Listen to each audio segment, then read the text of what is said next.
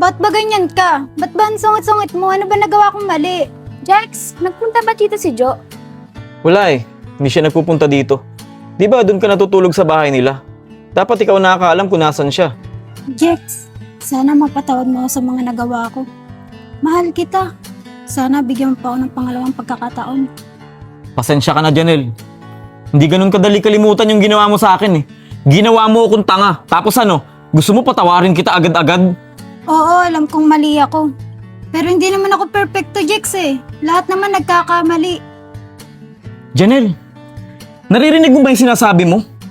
Nagkakasala tayo dahil yun ang pinili natin. Dahil yun ang ginawa natin. Hindi yun aksidente. Janelle, maghiwalay na tayo. Ayoko na. Ayoko magkaroon ng babaeng para sa lahat. Jex, please naman no. Magbabago ako para sa'yo. Madaling sabihin yun, Janelle. Pero sa kagaya mo, mahirap gawin yan. Jex, please naman. Huling beses na to, Janelle. Umalis ka na.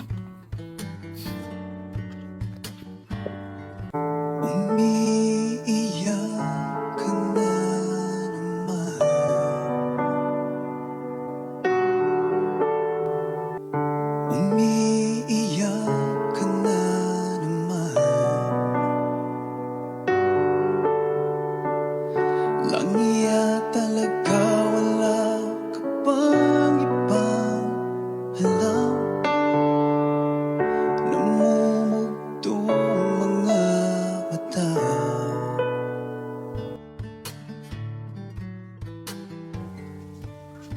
Ang ganda ng tanawin, no? Nakaka-relax. Pag nandito ako sa lugar na to, pakiramdam ko, lumalakas ako. Sigurado ka, tol, ha? Parang mas maganda siguro. Doon muna tayo sa bahay niyo. Para mas makapahinga ka. Di ba lumalala na yung kondisyon mo? Bakit ba gustong-gusto mo sa lugar na to? Tol, natatandaan mo ba? Ito yung lugar kung saan una ko siyang nakilala. Lord, sumagot ka! Sabihin mo sa akin!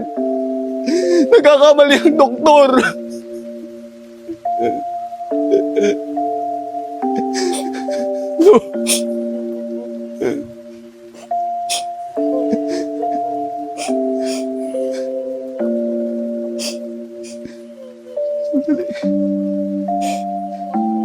May umiiyak.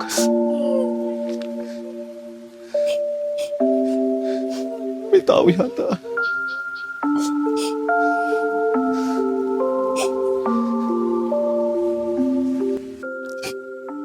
Bakit niya kasi sa akin sinisisi ang lahat? Atay kasi, sana hindi mo na lang ako niligtas. Sana ako na lang nasagasaan.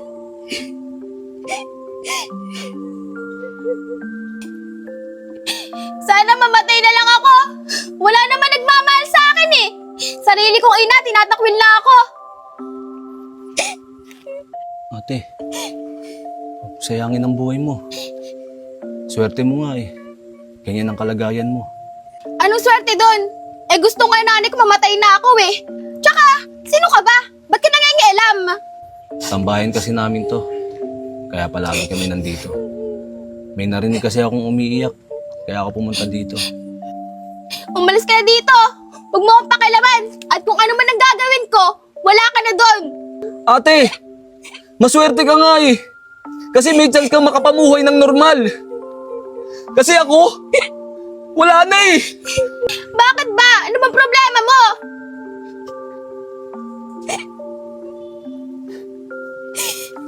May lung cancer ako.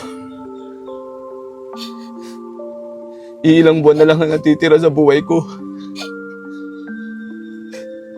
Kaya yung sayo, problema lang yan eh. Kaya mo pang maayos yan. Kasi yung sa akin, hindi na. Siguro sinasabi mo na sa akin yan para hindi ko matuloy yung balak kong pagpapakamatay. Oo yan. Basahin mo.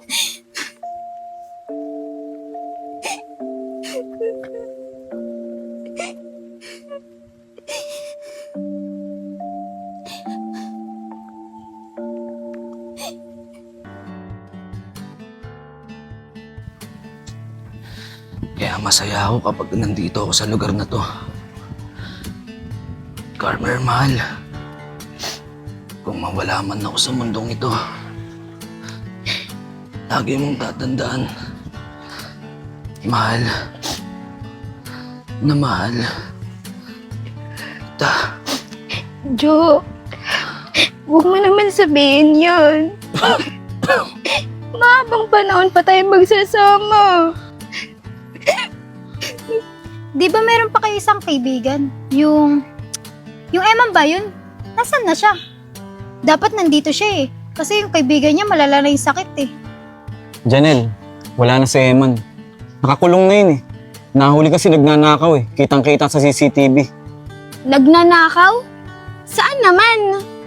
Doon sa kabilang barangay, may pinasok siyang bahay. Tapos kinapkapan niya lahat ng bag. Eh hindi niya alam may CCTV pala. Kaya yun, yung may-ari ng bahay nag-report sa mga pulis. Ay, dinampot siya. Grabe naman pala yung taong yan.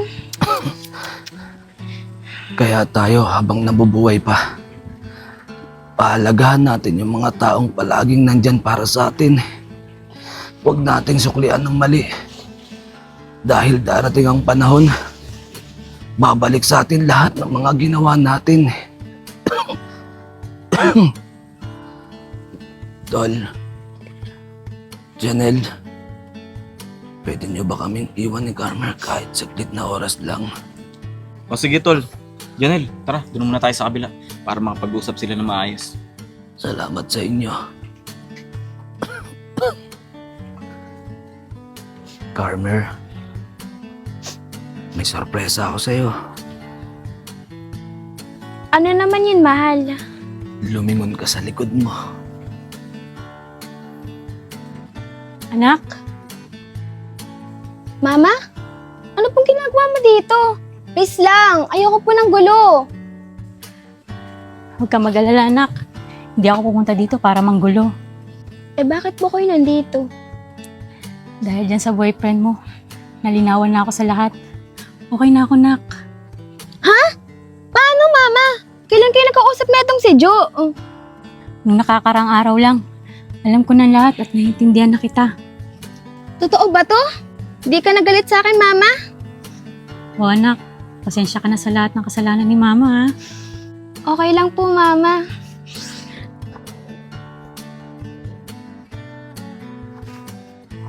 Teka mga anak, umuambon na. Sumilong muna kaya tayo. Sige po. Kunin na natin si Jo.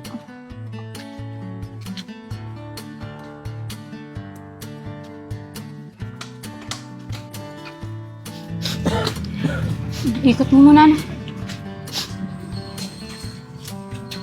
Yan. Yan na siya yan. Lalakas pa yung ulan ah. Salamat, Jo, ha? Hindi ko alam na may ginagawa ka pala para magkaayos kami ni Mama. Walang anuman, mahal. Gusto ko masaya ka. Tita, ingatan niyo po si Carmer pag wala na ako, ha? Oo anak. Jo naman. Huwag ka naman ganyan, no. Please. Salamat. Kahit sa kaunting panahon, naging maligaya ako sa piling mo. Babaunin ko lahat ng alaala mo. Mahal ko.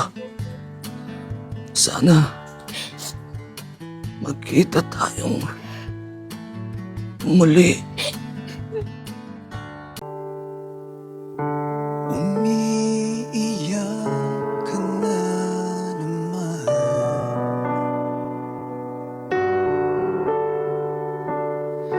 Langya talaga, wala ka bang ibang alam?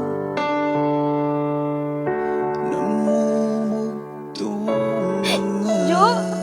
mata.